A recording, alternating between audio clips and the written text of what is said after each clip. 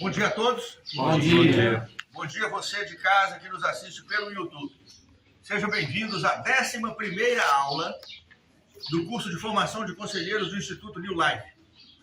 Hoje, dando continuidade a respeito de estratégias e metodologias de tratamento, nós vamos falar sobre Programa de Prevenção de Recaída ou Plano de Prevenção de Recaída, PPR. Nós vamos ver de onde vem isso, para que serve e como aplicar. Ok? Então, a aula começa com o seguinte: planejar é permanecer no caminho da mudança. Como assim permanecer no caminho da mudança? Ora, a essa altura os senhores já sabem que a recuperação é eterna. É uma caminhada constante. Então o plano de prevenção de recaída é mais uma ferramenta que vai me ajudar a permanecer nesta linha que eu propus para mim mesmo, que é o caminho da recuperação. Tranquilo? Então vamos lá.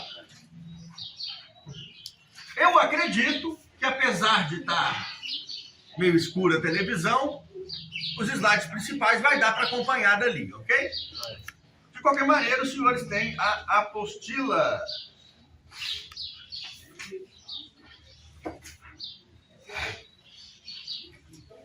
Na prevenção de recaída, existem alguns autores que são referência para o entendimento desta ferramenta.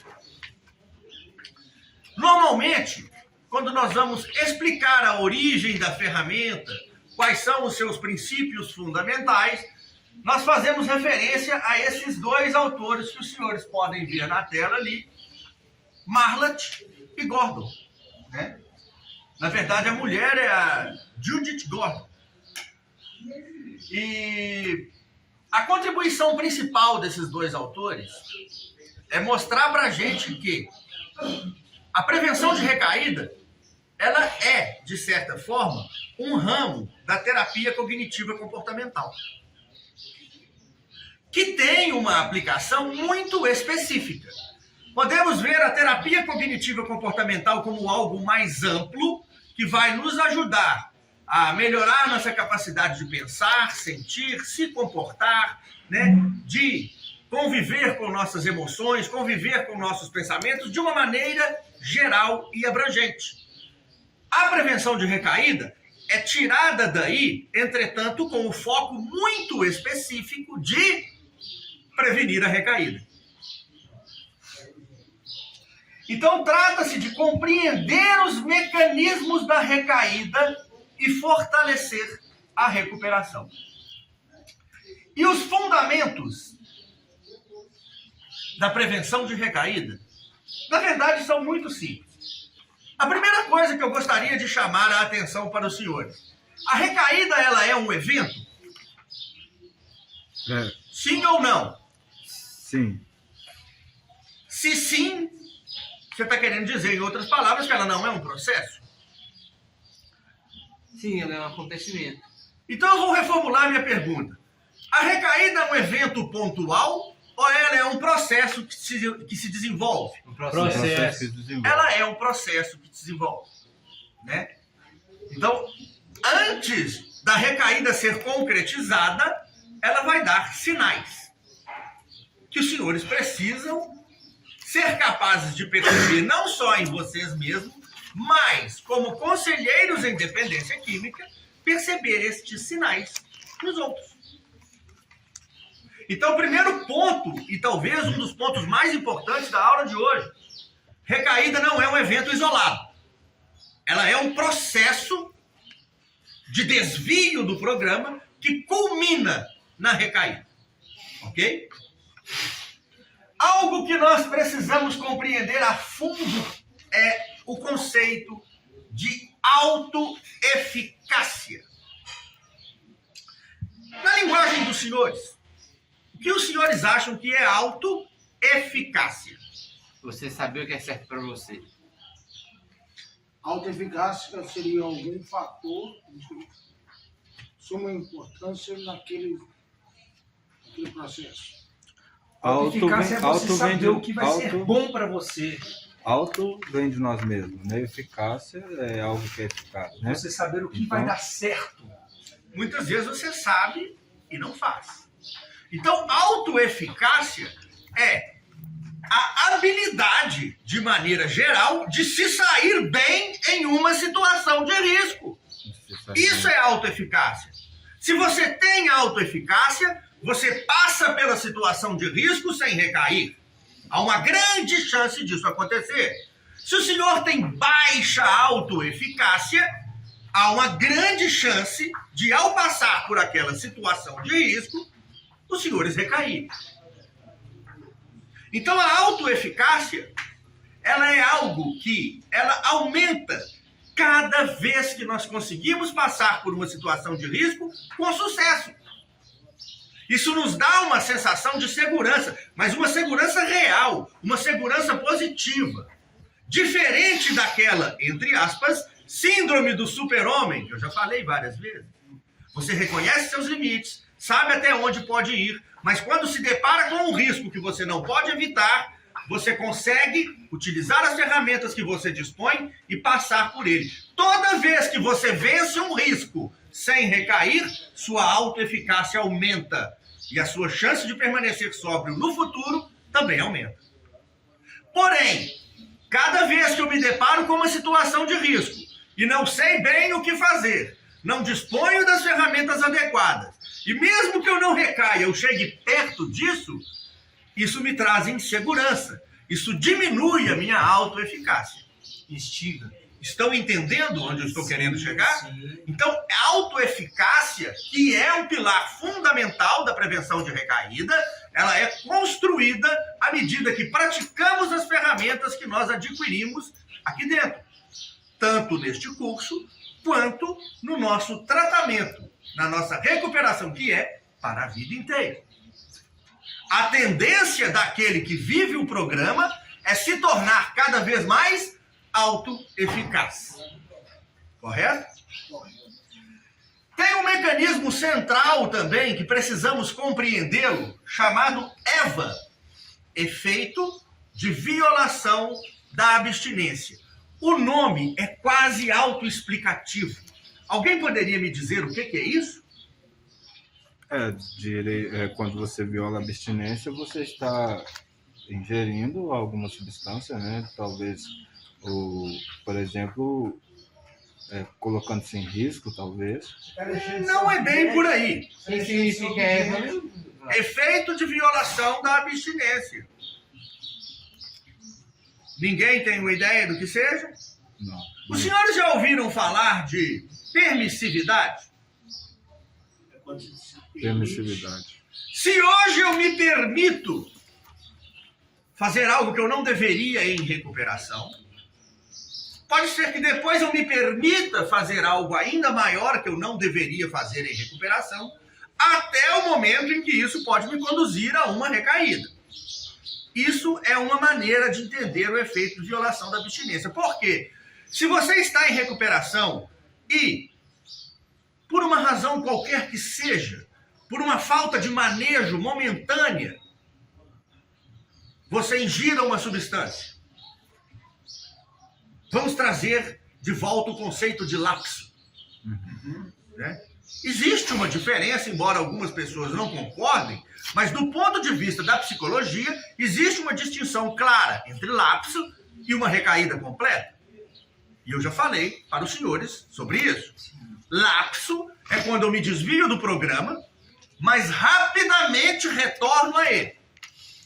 Uma recaída completa é quando eu me desvio do programa, consumo a substância e conscientemente permaneço no erro. Né?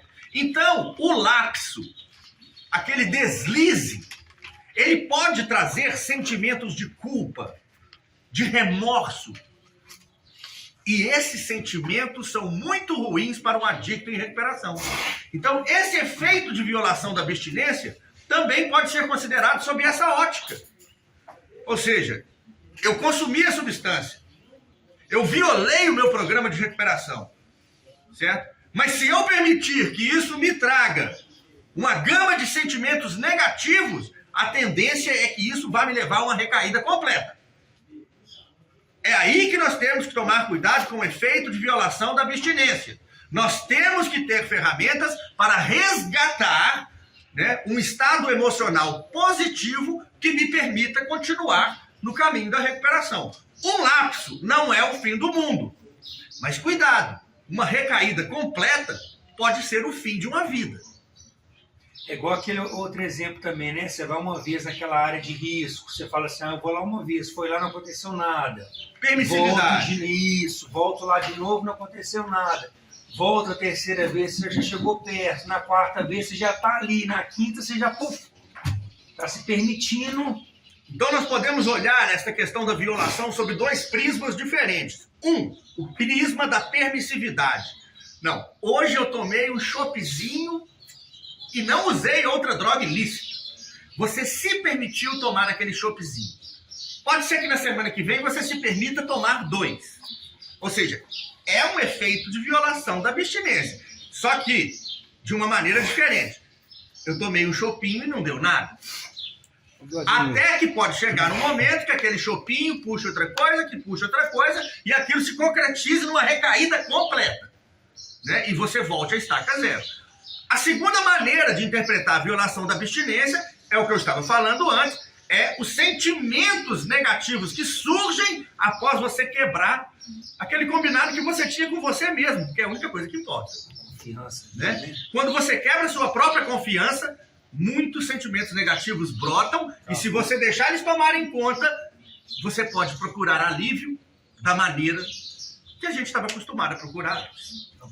Vladimir, eu tô aqui na comunidade, vai fazer 4 meses e alguns dias, né? Correto. E eu já ouvi falar em outras comunidades sobre esse assunto, né? Tomei conhecimento deles e tive algumas constatações que fazem algum sentido. E eu entrei nesse quesito aqui de permissividade, a cultura de substâncias, né, que fazem parte, talvez, não julgando, né, a cultura de ninguém, né, de onde vem, de onde nasceram, de onde moram. Só fazendo uma pausinha.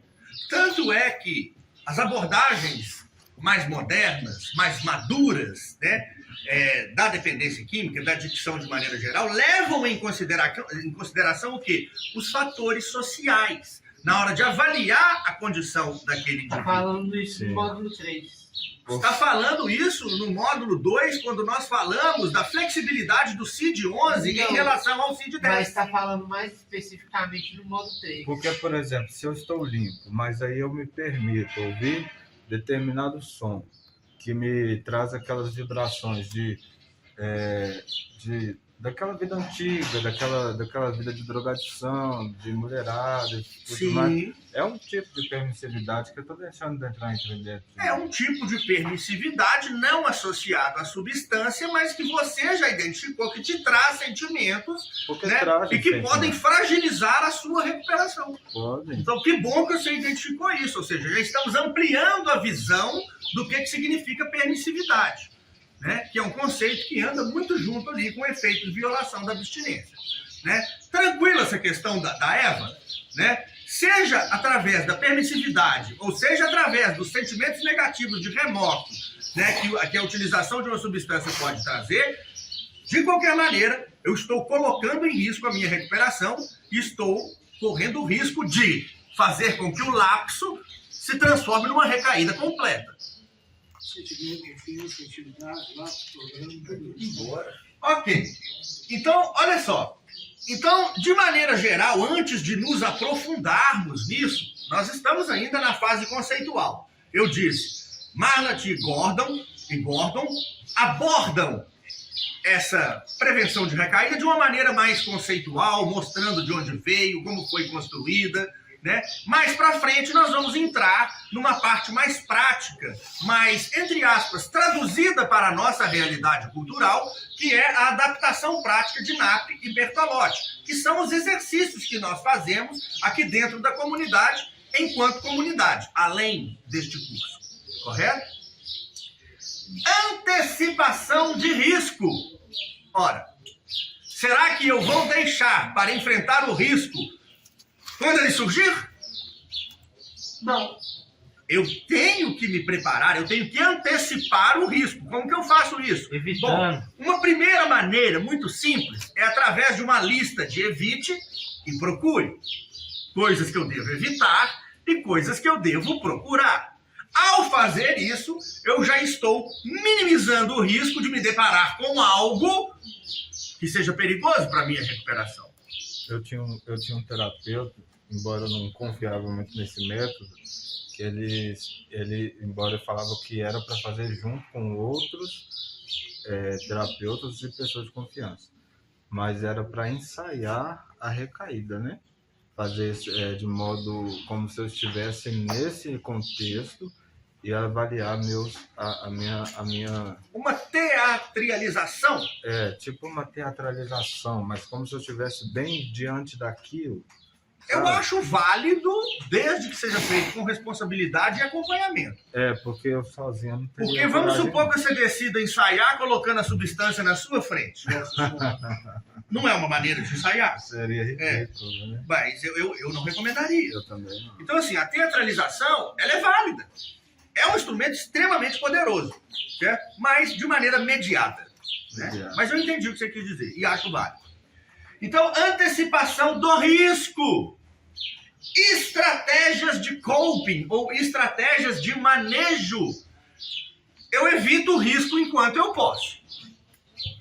Mas quando ele é uma realidade, eu tenho que lançar mão de estratégias de manejo da situação. Não é verdade?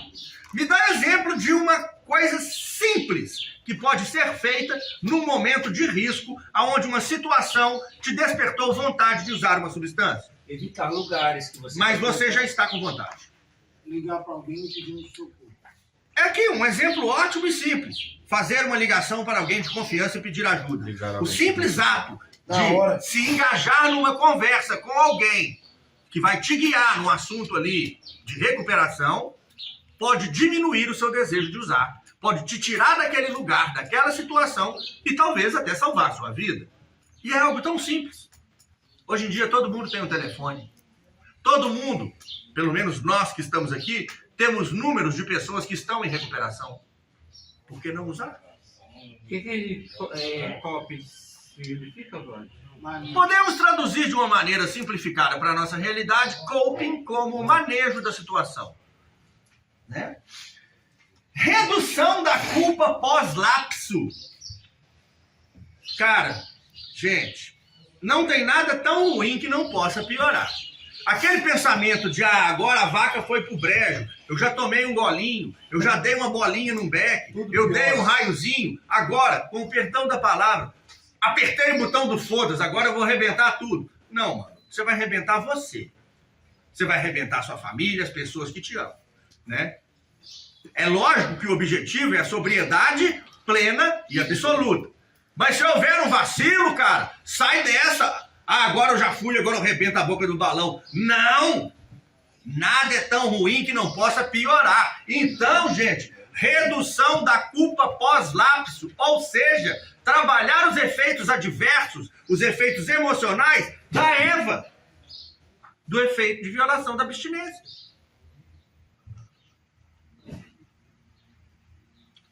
Indo adiante.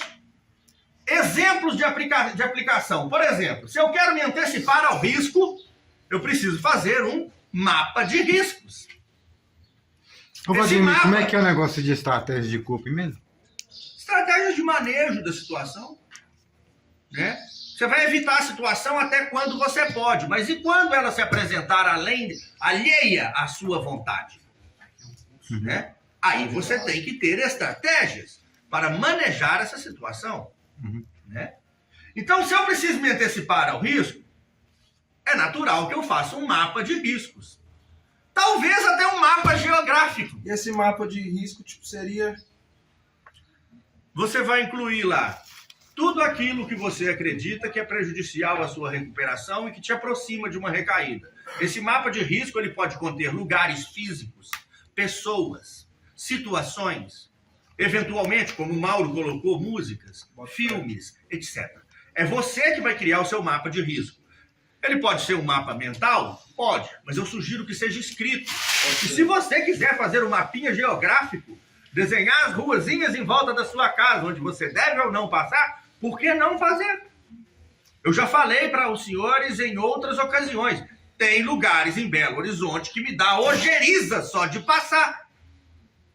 Porque eu lembro as coisas que eu vivenciei naqueles lugares. E quando o lugar é literalmente a esquina da sua casa?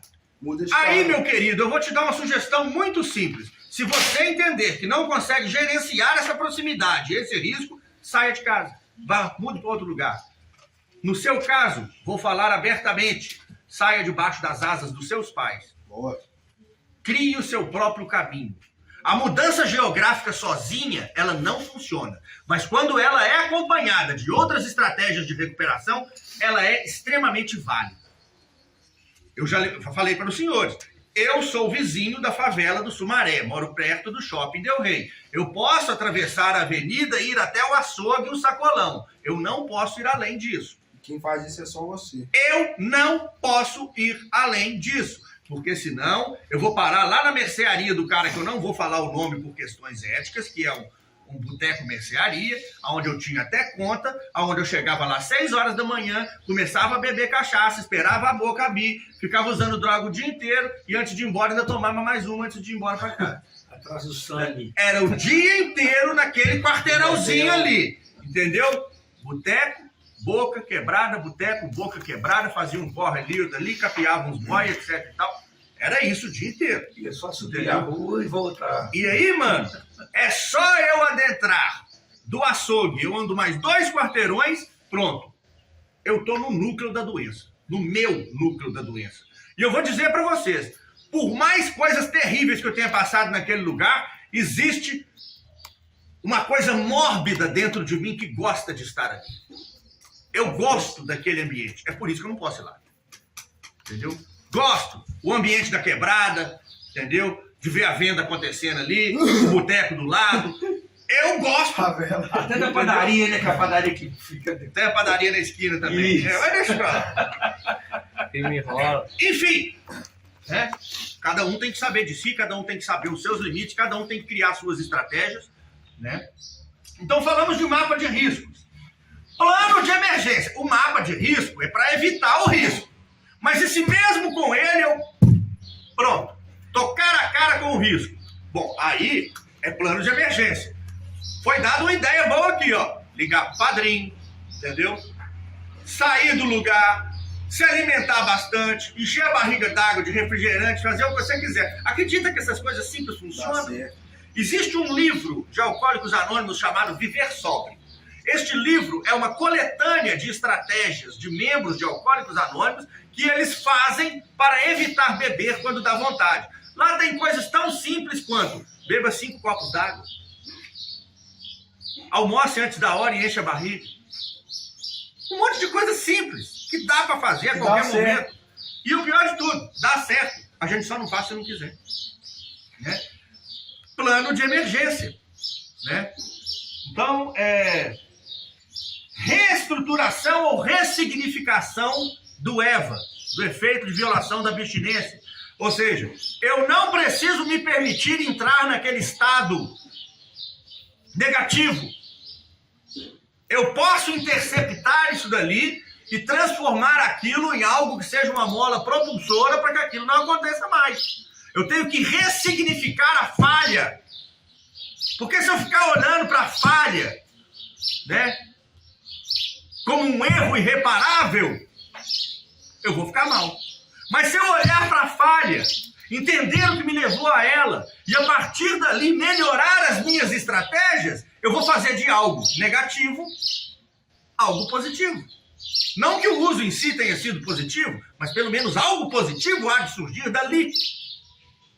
Estão entendendo? Consegue dar um exemplo? Um aprendizado. Consigo. Vamos supor que você recaiu. Vou pegar o seu exemplo, né? Você estava naquela onda daquela música que te lembrava aqueles tempos das antigas e justamente na hora que você estava mais tocado emocionalmente por essa música, um amigo seu apareceu com a substância Aí juntou a fome e a vontade de comer. Numa próxima situação, né, além de continuar evitando-o, né, você também vai evitar a música. Porque ela, somado o estado emocional causado pela música, mais a presença do indivíduo com a substância, culminou em uso. Se você tirar qualquer um dos outros dois fatores, sua chance de usar é muito menor. Transformei algo ruim em algo bom. Não sei se dá para enxergar daí, devido ao baixo brilho da tela, mas eu vou ler aqui. Então, nós estamos falando de tipos de coping, né? É maneiras de manejar, de encarar a situação. Olha, coping focado no problema. Focado no problema. Qual que é a característica? É buscar resolver e modificar a situação causadora do estresse. Exemplo, planejar melhor suas ações, buscar informações, pedir ajuda, negociar soluções. Perceba que eu estou focando no problema. Qual que é o problema aqui? Situações que me levam a estresse. Estresse emocional. Tranquilo? Coping focado na emoção. Visa regular as emoções associadas ao problema, sem necessariamente mudar a situação. Exemplos: relaxamento, meditação, desabafo, reinterpretação ou ressignificação positiva. Ora, quando o coping é focado no problema, é porque eu tenho condições de mudar a situação.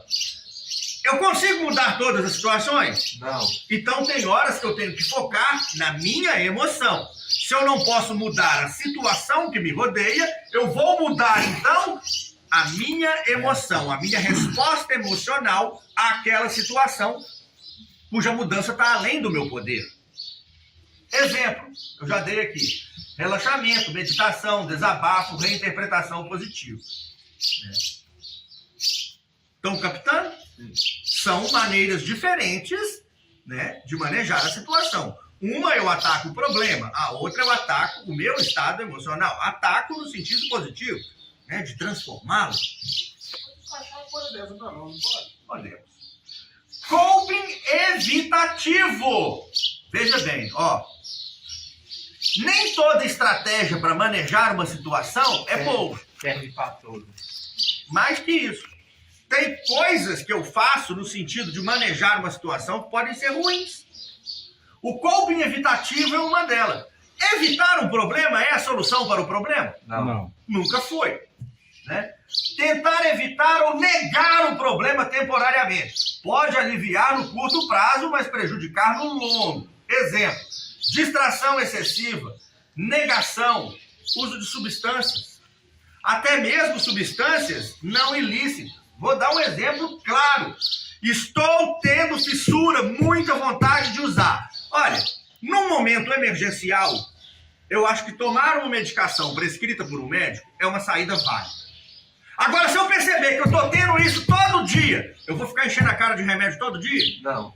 Eu estou evitando encarar o problema. Aí você se viciando em outra coisa. Ao invés de descobrir o que é que está me levando a ter aquela vontade de usar, eu vou mascarar aquilo e o problema continuará lá. Até que uma hora vai dar errado. Correto? Então esse é distração excessiva. Cara, eu estou passando por um problema de cunho emocional que me está dando vontade de usar. Aí eu vou fazer o quê? Eu vou fugir dessa situação. Eu vou para o cinema, eu vou para o parque, eu vou para cá, eu vou evitar pensar no problema, preenchendo a minha vida com outras coisas. Temporariamente, ó, para sair do olho do furacão funciona. Mas posso fazer isso o resto da vida? Não. Posso evitar o problema o resto da vida? Não. Uma hora eu vou ter que enxergar o problema que está aqui E resolver. e resolver. Então, Fizemos cuidado. isso durante muito O tempo, né? coping evitativo, ele só serve numa emergência. Se eu fizer dele meio de vida, se eu fizer dele um manejo padrão para evitar situações de sofrimento, eu estarei me auto-enganando. Coping adaptativo. Estratégias saudáveis e flexíveis que favorecem o bem-estar e o aprendizado. Por exemplo, aceitação, busca de apoio social, prática de mindfulness. Olha como é que entra aqui, como uma luva.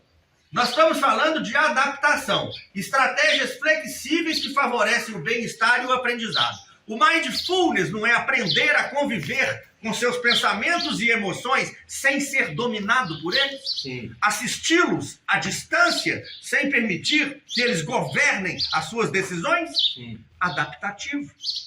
Já que a emoção permanece, já que a situação permanece, eu vou me afastar daquilo, vou observar aquilo sem permitir que aquilo influencie nas minhas decisões. Não é essa a essência do mindfulness? E por fim, o coping desadaptativo. Estratégias rígidas que aumentam o sofrimento. Como, por exemplo, isolamento, autocrítica, procrastinação. Exemplo, vou dar exemplo de cada uma delas. A pessoa está se sentindo mal, aí em vez de pedir ajuda, ela se isola. Talvez ela até se isole na tentativa de ficar longe de tudo e de não usar. Não dá certo. A longo prazo isso funciona? Não. O isolamento é o núcleo da? Doença. Exato. Quando estamos sozinhos, estamos na companhia da última pessoa que usou drogas conosco. Você mesmo. Nós mesmos. Nós mesmos. Autocrítica. Já não basta a sociedade que nos vê de uma maneira negativa, nos apontando o tempo todo? Será que eu tenho que apontar o dedo para mim mesmo e terminar de me massacrar? Não. Autocrítica não é positivo. Autocrítica no sentido assim de assumir a sua responsabilidade. Correção, sim. Ok. Assumir a responsabilidade, ok. Agora, achar que você deve sofrer porque errou, não ok. Ok? E procrastinação. É aí que eu gosto de falar daquele medo paralisante, que é o medo doentio. Tem dois tipos de medo. Um medo saudável, que preserva a sua vida, e o medo doentio, que te impede de agir. Estou procrastinando sair de casa para procurar emprego porque tenho medo de encontrar alguém no caminho que vai me oferecer droga. É saudável? Não. Estou deixando de viver por medo. Estou procrastinando ter uma conversa com a minha família para resolver algumas situações que ficaram mal resolvidas, porque eu tenho medo que aquilo gere uma briga e me dê vontade de usar. É saudável? Não. Não. Procrastinar, deixar para resolver depois aquilo que você pode resolver agora é ruim. Se criticar em excesso é ruim. Se isolar é ruim. Então isso são exemplos de coping desadaptativo. Na verdade, você está tentando se preservar. Mas até demais. Né? Todas esses tipos de coping que eu falei aqui, a pessoa faz tentando se preservar. Só que eu mostrei para vocês que tem alguns que, ó, bacana, costumam funcionar muito bem. E outros, ó, que nem tanto. Vamos rever, ó. Coping focado no problema. Funciona. Vou mudar a situação se eu puder. Coping focado na emoção. Funciona. Vou mudar meu estado emocional, né, se eu tiver apoio e se eu conseguir. Coping evitativo. Não costuma funcionar a longo prazo. Funciona em pouco tempo. Coping adaptativo. Funciona. Porque aí eu vou me adaptar à situação e impedir que aquilo me afete emocionalmente, me distanciando da própria emoção. Funciona. Coping desadaptativo. Não. Estratégias rígidas. Funciona? Não. Não. A longo prazo não funciona porque você fica estagnado. Sim. Né? Então, cuidado. Muitas estratégias de manejo não são boas. Ou só emergenciais. Ou funcionam por um período muito limitado de tempo. Por exemplo, se eu estou com muita vontade de usar agora, eu posso procrastinar a minha saída na rua até aquela vontade passar. Mas eu não vou ficar preso dentro de casa eternamente. Entenderam a diferença? Aí. Né? Tudo bem. Então, tudo que nós vimos até agora a respeito de prevenção de recaída foi de uma maneira mais teórica, para a gente entender do que se trata. Mas foram estes dois caras que os senhores estão vendo na tela ali, Knapp e Bertolotti, que trouxeram a prevenção de recaída para a realidade brasileira de uma maneira prática, aplicável a qualquer um. Ele traduziu tudo isso em uma sequência de exercícios muito simples que nos permitem, ao final, ter estratégias sólidas para permanecer em recuperação e evitar a recaída. E nós vamos ver daqui para frente quais são essas estratégias. Cada um vai criar as suas próprias estratégias de enfrentamento. Cada um vai criar o seu plano de vida, correto? Muito bem. Aumenta Então, a tela aí, Vlad, por favor. este modelo, ele consiste basicamente no seguinte: de uma parte de análise e identificação. Vamos fazer uma análise funcional do uso. O que é isso? Como cada um dos senhores funcionava no uso. Horários, locais, situações. Vamos mapear as situações de alto risco. Existe um exercício específico que alguns dos senhores já fizeram, onde os senhores marcam 0, 1 ou 2. 0, nenhuma autoeficácia. 2, moderada autoeficácia. Perdão, 1, moderada autoeficácia. E 2, grande autoeficácia. Ou seja, consigo passar por aquela situação de risco sem recair, sei o que fazer, não há dúvidas, né? E, posteriormente, para cada situação onde os senhores marcaram nenhuma autoeficácia, nós vamos trabalhar, né, individualmente com cada um para formular estratégias, né, para aprender a passar por aquelas situações. Então, identificação das situações de alto risco. Como que chama esse exercício? Identificação das situações de alto risco. Diário de craving. O que é craving, senhores? Fissura. Fissura. Aqueles horários aonde eu sou mais susceptível a ter o desejo de usar drogas. No meu caso, era na parte da manhã e no final da tarde, início da noite. Eram os horários mais difíceis para mim. Se eu conseguisse passar por aqueles horários sem usar, eu tinha uma grande chance de ficar aquele dia inteiro sem usar substâncias. Então, diário de craving. No diário, eu não vou anotar apenas horários, mas situações que eventualmente tenham despertado em mim a vontade de usar. Planejamento e enfrentamento. Vamos fazer um plano de enfrentamento baseado nessa análise anterior que fizemos. Estratégias de coping, ou seja, de manejo, e planos de emergência, como nós já começamos a falar aqui antes. Foi até dado um exemplo ótimo de um plano de emergência. Ó, pedir ajuda, ligação telefônica. Lista de estratégias de coping é o que mesmo? Como? Repete a última que você disse. Plano de emergência. O plano de emergência. E vamos trabalhar também suporte e motivação. Vamos criar mapas de suporte social. Quem é que pode me ajudar? Quais as pessoas eu devo incluir no meu plano de recuperação? Identificação de pensamentos. Quais são meus padrões de pensamentos, né, que podem desencadear um lapso ou uma recaída completa? Inventário de motivação. Isso é uma coisa que a gente faz logo no começo. Recentemente fizemos um exercício em grupo, toda a comunidade, aonde para várias áreas da vida os senhores tiveram que marcar a motivação de mudança, que ia de 1 até 10. Lembram-se disso? Inventário de motivação. Por quê? Nós vamos utilizar aquilo onde a pessoa tem mais motivação para criar ali um motor, né, uma mola propulsora para mantê-la em recuperação. E vamos trabalhar onde ela tem menos motivação para ver se realmente aquela área de fato não é importante para ela ou se ela está olhando de maneira errada para aquilo. Consequências do uso e do não uso. Também é chamado de balanço afetivo com a droga. Tem vantagem usar droga? Tem o Tem, prazer emocional. tem. O prazer... Se não tivesse, ninguém usava. Sim ou não? Sim. Tem vantagens em usar drogas. Para começar, que traz prazer. E prazer, né, recompensa, é considerado vantagem. Muita gente usa droga para fugir de situações. De uma maneira meio equivocada, aquilo pode ser interpretado como uma vantagem. Nossa, não. Entretanto, nós temos que pesar na balança as vantagens também do não uso. Eu vou dar um exemplo particular para mim. Quando eu era mais novo, na minha pré-adolescência e adolescência, eu era muito tímido. eu tinha dificuldade de falar, de fazer novos amigos, né? De me enturmar de maneira geral, de chegar numa menina que eu gostava, né?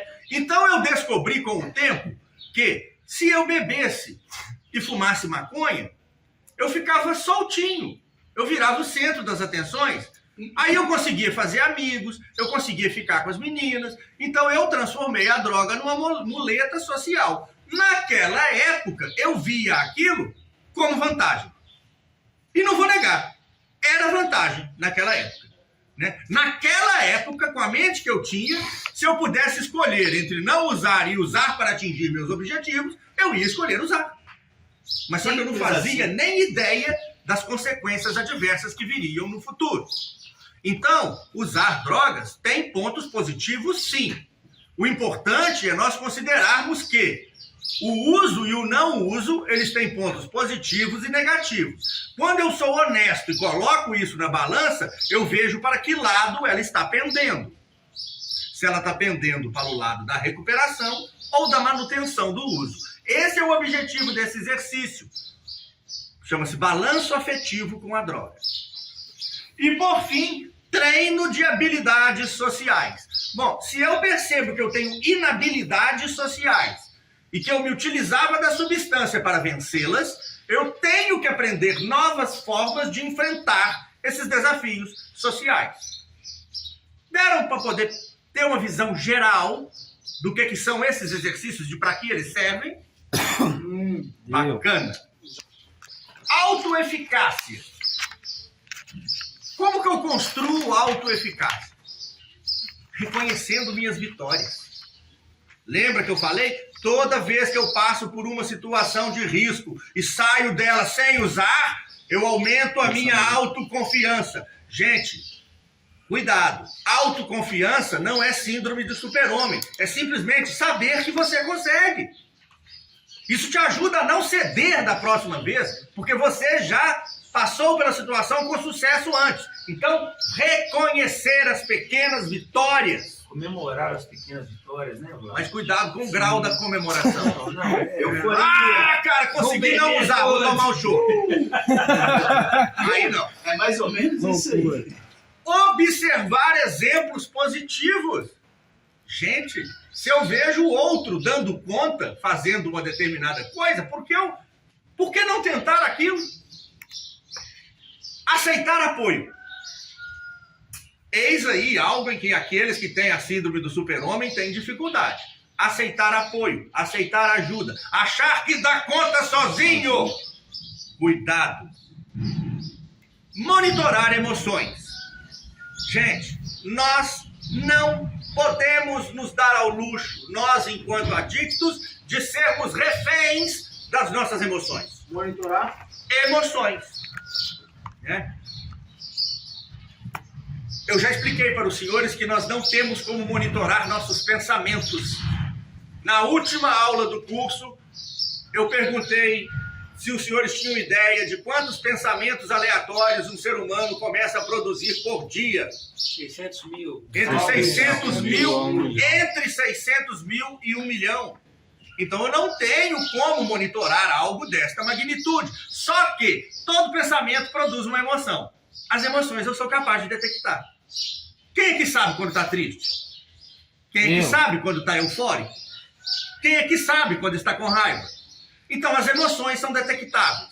Através das emoções, se eu fizer uma retrospectiva de alguns momentos atrás, é possível que eu identifique os meus pensamentos.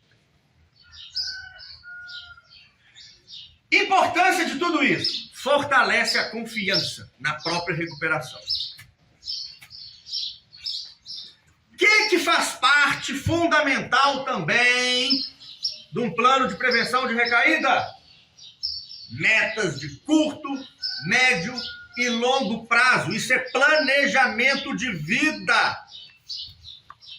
Nas áreas da saúde, carreira, relações sociais, etc, etc, etc. Todas as áreas de nossa vida. Né? Basicamente, metas de curto, médio e longo prazo nas áreas do ser e do ter. Qual que tem que vir primeiro? Ser. O ser. Eu não posso ter antes de ser. Então essa é uma concepção que nós temos que ter muito clara. Primeiro eu sou, para depois ter, né? Então aí, ó, planejamento de vida, metas de curto, médio e longo prazo em todas as áreas importantes da vida. Lembrando que primeiro temos que focar nas metas do ser, para depois focar nas metas do ter. E eu? Regulação emocional. Aqui nós vamos ver algumas coisas repetidas que nós já falamos, e isso é bom, né? Identificar emoções. Isso dá para fazer. Técnicas de respiração. Parada forçada. Dá para fazer. A técnica de respiração é um tipo de parada forçada. Diante de uma forte emoção, eu faço aquele exercício respiratório. Tem vários exercícios respiratórios. Eu gosto muito do 4-4-4. Qual? Como que é? Puxo com 4 segundos, seguro por 4 segundos e expiro com 4 segundos. É a técnica 4-4-4. Eu gosto dessa. Tem outras? Tem. Essa é que eu faço. Registro de estresse. Registrar lá no seu diáriozinho todas as vezes que o senhor se sentiu estressado, para tentar identificar o porquê. A última palestra do Marcos, eu imagino que tem a ver com estresse, né? Sim. Tem um amigo meu de Alcoólicos Anônimos que diz o seguinte, né? Raiva é um artigo de luxo para o adicto.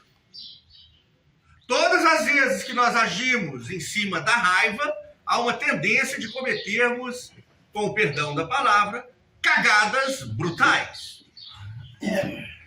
E tudo isso é importante porque nos ensina a evitar gatilhos. Extrema. Se eu identifico emoções, aprendo a fazer a pausa e sei aquilo que me causa estresse, eu consigo evitar essas coisas. Então eu evito gatilhos.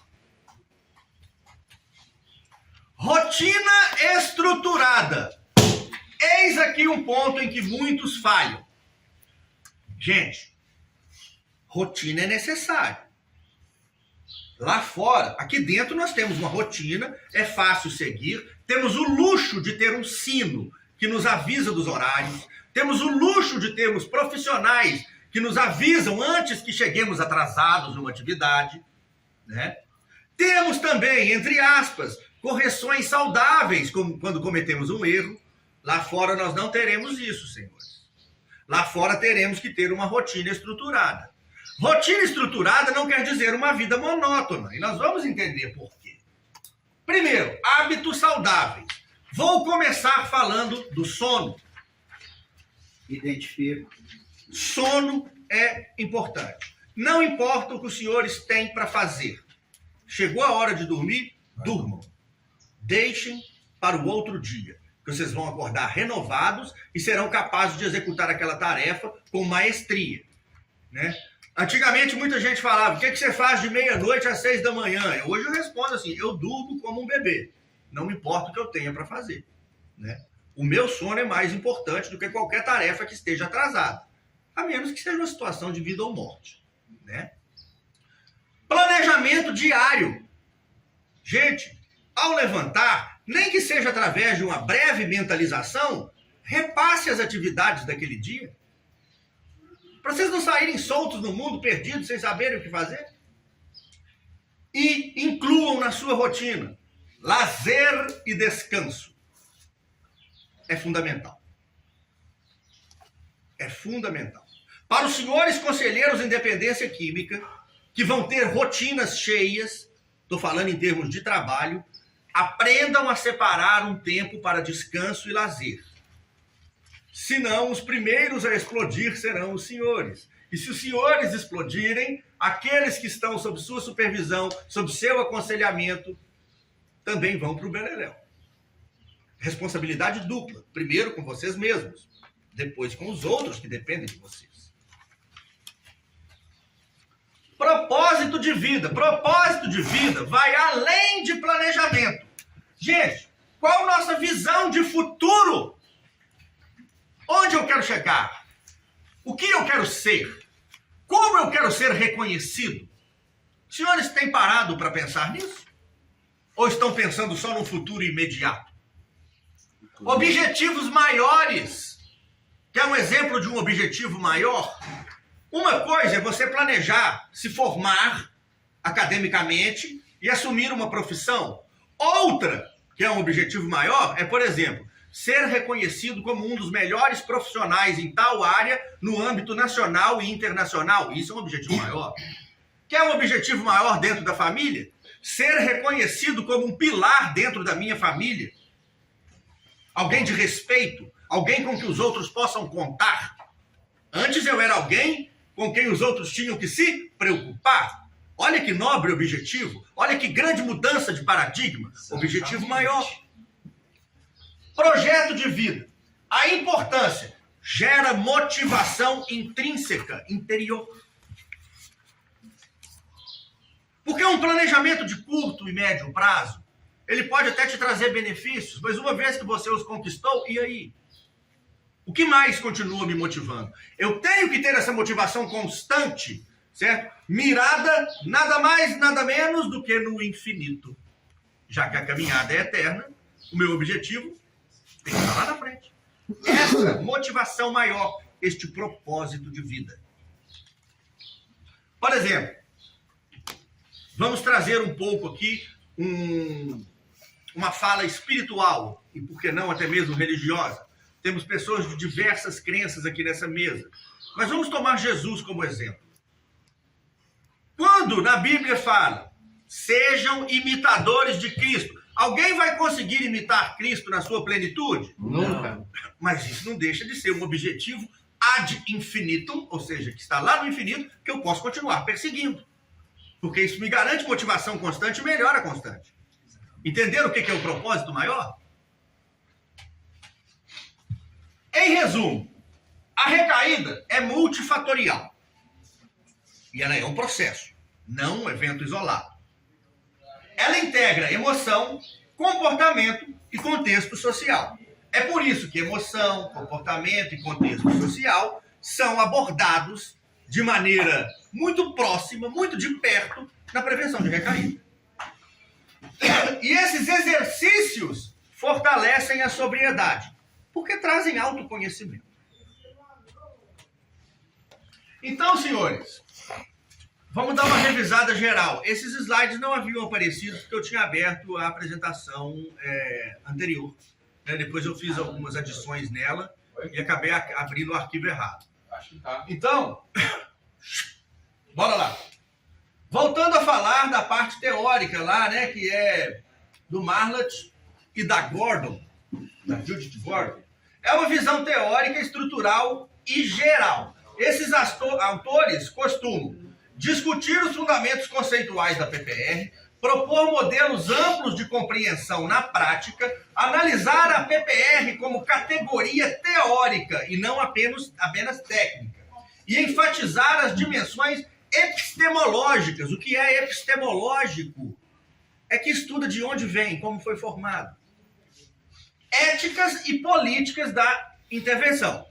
Ou seja, eles ajudam a entender o que é a PPR, por que ela existe, quais princípios a sustentam e como se articula com o projeto profissional. Tranquilo? Já Knapp e Bertolotti têm uma visão prática, instrumental e aplicada. Esses autores tendem a descrever os procedimentos, etapas e métodos de intervenção. Focam em como fazer a PPR no cotidiano. Apresentam protocolos, técnicas e orientações operacionais. Enquanto os primeiros explicam, esses aqui ensinam como fazer. Trabalhar a PPR como uma ferramenta de trabalho. Eles são mais úteis quando a pergunta é: como aplico a PPR na prática? Os primeiros é para os senhores estudarem a origem epistemológica da técnica. Os segundos, Knapp e Bertolotti, é para os senhores saberem como fazer. Tranquilo essa diferença? Sim. Guardem isso. Pode ser que caia na prova. Como tudo, cara. O que é uma situação de risco? Qualquer situação que ameaça o controle do comportamento. Veja bem, estamos falando de controle. Controle do seu comportamento os senhores têm. Os senhores não têm controle daquilo que está além dos senhores, mas do seu comportamento você tem. Exemplo, pessoas, lugares, emoções ou hábitos. Isso exige resposta de enfrentamento. Então, sim, eu tenho controle do meu comportamento. Eu não tenho controle do que está além de mim, mas do meu comportamento eu tenho. Eu só faço se eu decidir fazer. Não existe desculpa. Modelo de recaída. Veja bem, o enfrentamento causa o aumento da autoeficácia e a diminuição da probabilidade de uso. Se eu não enfrento a situação, se eu fujo, eu aumento o risco de recaída. Se não for dessa vez, pode ser da próxima. Avaliação da motivação. Qual que é a função disso? Medir sua prontidão para mudar. Uma pessoa que não quer mudar, não vai mudar. E eu preciso saber disso. Porque, falando agora de uma maneira que pode parecer cruel, hoje nós temos aqui dentro perto de 40 pessoas. Para quem os senhores acham que eu vou devotar mais energia e tempo? Para os que querem ou para os que não querem? Para os que querem. Né? Eu vou tentar até onde eu acho que posso, onde eu vejo que posso com aquela pessoa. Se ela realmente não quiser, então eu vou devotar minha atenção para os que querem. Identificar o grau de engajamento inicial. Aqueles que já vêm com a motivação maior no começo têm mais chances do que aquele que tem que ser resgatado lá no fundo do poço para conseguir enxergar um pouquinho de vontade de viver. Ou não, né, Vlad? Oi? Ou não, né? Eu estou falando de motivação. Ah, sim. Né? Eu posso estar no fundo do poço, mas cheio de vontade de viver. Pode crer. O problema é quando eu não tenho. Né? Se eu tiver vontade de viver e estiver no fundo do poço, eu vou usar o fundo do poço para pegar impulso e pular e tentar agarrar na borda. Pode crer. Né? Mas se eu não tiver motivação, eu vou ficar sentado lá no fundo. Veja bem. Corrigir o foco apenas nos ganhos imediatos. Eu tenho que valorizar meus ganhos imediatos? Tem. Mas eu tenho que focar só neles? Não. Visão de futuro. Dia típico. Tem um exercício que fala sobre um dia típico. Os senhores vão escrever assim. Na segunda-feira eu acordava, fazia isso. Ele é dividido para dias da semana, sábado e domingo. É um relato detalhado de como era o seu dia. Né? O terapeuta vai te ajudar a identificar no seu relato aonde você precisa trabalhar, aonde você precisa encaixar estratégias, aonde você precisa de minimizar tempo ocioso e assim por diante. Localiza momentos e contextos de uso. Inventário de autoeficácia. É aquele exercício que os senhores fizeram para marcar 0, 1 ou 2. Nenhuma autoeficácia, moderada autoeficácia e autoeficácia suficiente para lidar com a situação. São apresentadas 75 situações corriqueiras que acontecem na vida de todo mundo, em várias áreas da vida, e os senhores vão identificar aquelas onde os senhores marcaram 0 para poder trabalhar aquilo. Estão entendendo? Sim. Como que é um exercício muito focado na realidade de cada um? Bem diferente daqueles primeiros autores que traziam uma visão mais teórica da coisa. Aqui é prático, mano. São exercícios práticos. De autoconhecimento.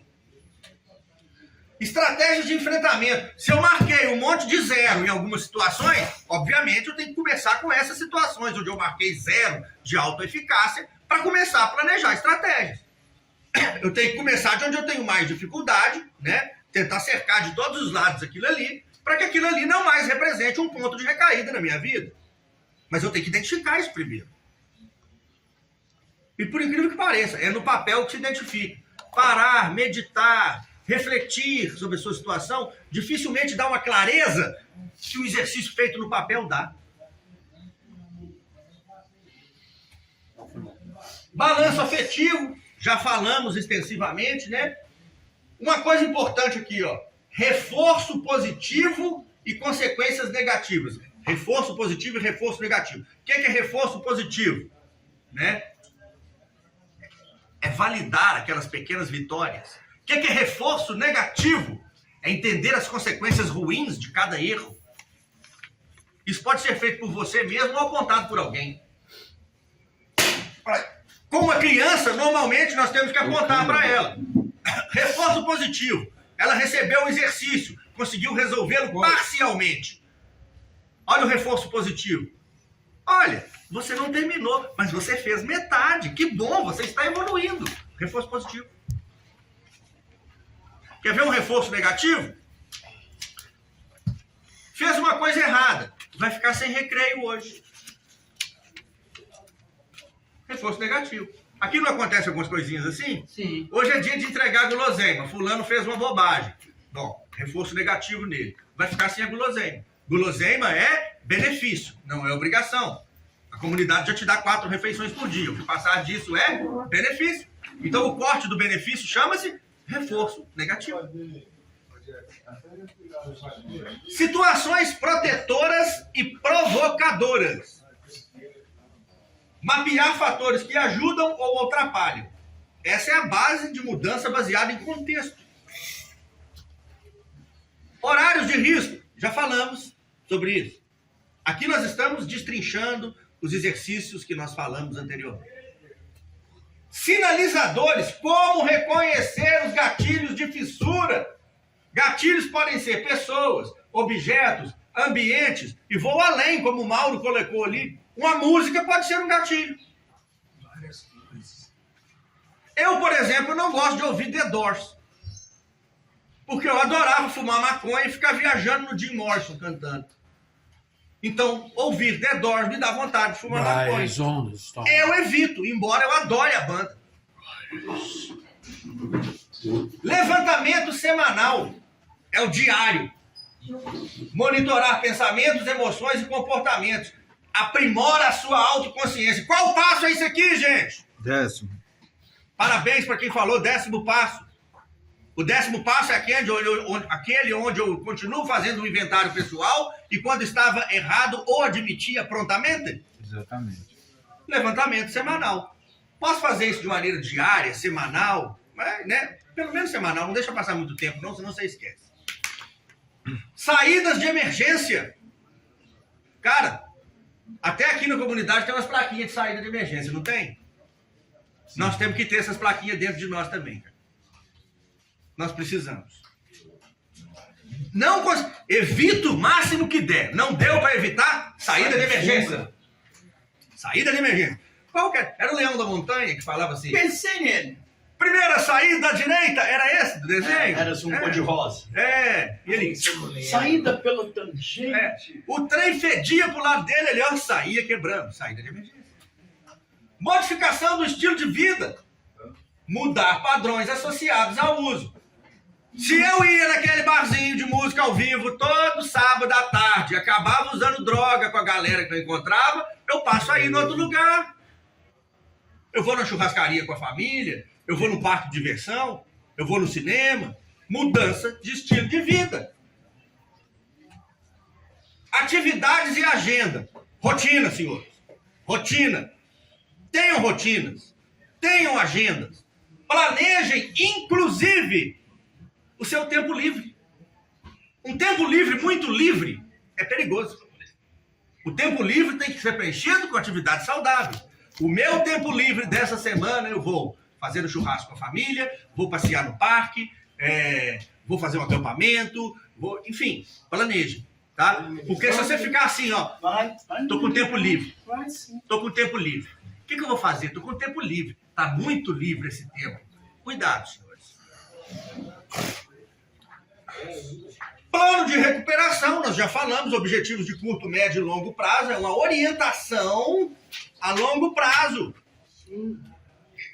E terminamos esta apresentação. Aí eu pergunto, os senhores agora sabem de onde vem, para que serve e como aplicar uma PPR? Sim, o KNAP. Foi de crescimento essa aula? Essa foi a melhor que você deu. Legal, obrigado. Espero que pratiquem. E por isso eu digo Deus. Conceda a minha serenidade para aceitar as coisas que eu não posso modificar, coragem para modificar aquelas que eu posso e sabedoria para reconhecer as diferenças. Só por hoje funciona se eu praticar. Praticaremos. Moça! Ué, recupera boa. Da esquerda. Recuperação! Força! Recuperação! Força! Recuperação! Força! Rony, você tá chapando. Vai ter aula de tarde? Sabe o que eu vou ter que dar pra você, pô? Sabe o que eu lembrei agora?